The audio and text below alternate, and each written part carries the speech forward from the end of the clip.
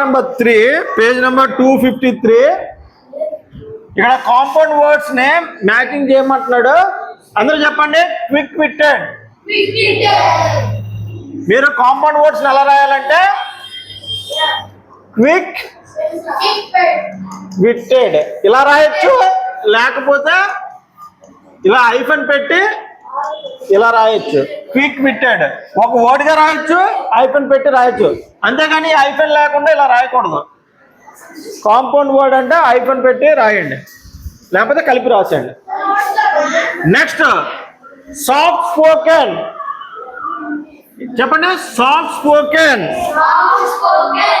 Next common sense. Common sense. House hold.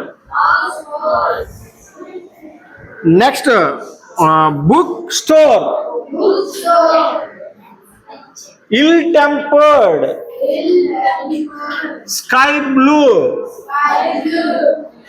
Dance hall. Thank you.